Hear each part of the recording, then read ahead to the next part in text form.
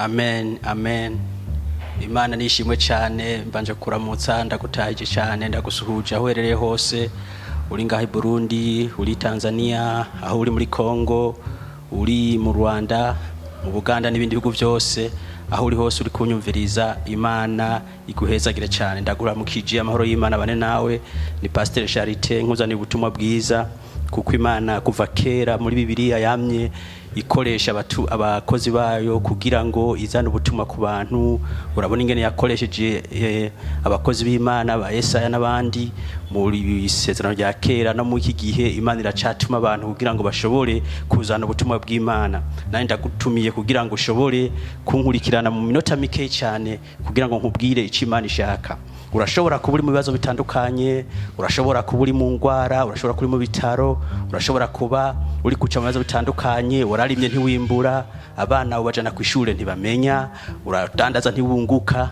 Ariko vyose ndagomba kubwira yuko ivyo uri kuracamwe vyose ari vy'igihe gito, kuko Imana yacu ari Imana yamaho, ni Imana itagira intango n'iherezo. Ibindi bibazo vyose uri kuracamwe bifise intango, bifise n'iherezo. So kuvuga yuko uri kuvyo kuracamwe bizokwamaho, uzokoma mu mibabaro aho yaye. Nje kukubwira yuko Imana igufise ko mugambi, kandi izohindura ibihe, izoguhindurira ibihe, ishobore kuguha ibihe vyiza, ibihe vyo kunezerwa, ibihe vyo kunezerwa n'umuryango wawe. Birashika yuko wagize mariage ukabantu ufise amahoro mu rugo, birashika yuko ivyo ugeragaje vyose ntibitera imbere. Uyu munsi ndaje kubwira yuko Imana igufise ko umugambi, igufise ko umugambi, kandi ntabwo yaguhevye, kandi ntabwo yakwibagiye. Ndagomba kugusomera Bibiliya mu gitabo ca Abikorinto ba mbere, Abikorinto ba mbere 10. Ndagusomera umurongo w'13.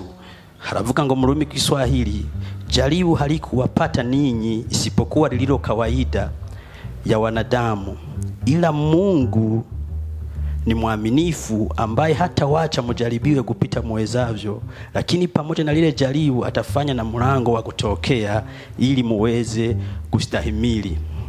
Ndakubwira yuko ibigeragezo ucamwo, nkuko birivuga ngo ibigeragezo ucamwo,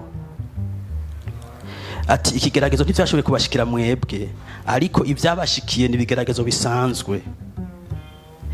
Kuko Imana niyo kwizegwa, ntizoshobora kukureka ngo ushobore guca mu bigeragezo udashoboye kwihanganira. Urashobora kwiyumvira uti none je mukozi w'Imana ko mbona ivyo ndiko ncamwo bidasanzwe, ivyo ndiko ncamwo biranduhije, ivyo ndiko ncamwo bimpamaro amaso zikira musi, nama nivuza sinkira. Ntugire ikibazo. Imana iravuga ngo ibigerageza byose si tudashoboye kwihanganira. Biragusaba kanya gato gusa ko kwizera, ukizera Imana, kuko ijambo ry'Imana riravuga yuko udashobora guhimbara Imana udafise kwizera.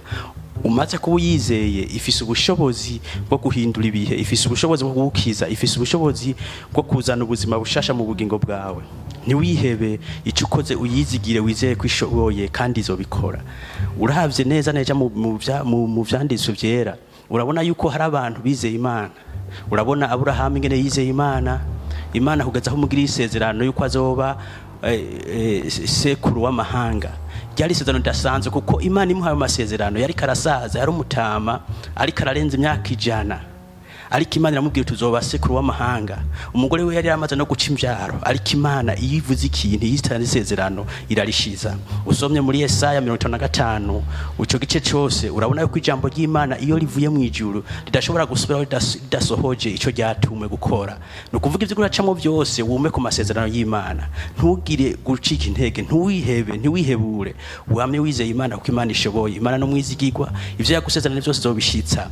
Aho uri hose, aho uri kuranyumviza hose, nturavye uri kuracamwo ukumva umenga wotuka Imana, nka kumwe umugore wa Yobu yabwira Yobu ati ivyo uri kuracamwo Imana yaraguhevye, wo umutuka Imana ugapfuka vaho. Oya, ntiwiyumvire gutuka Imana.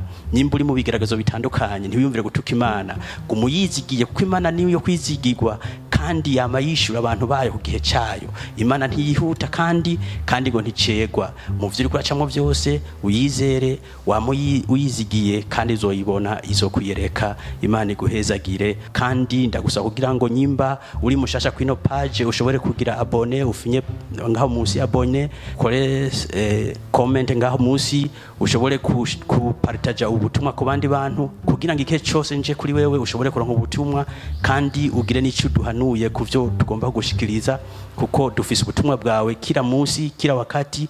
Wa muri kumwe natwe. Imana iguhezagire. Amen.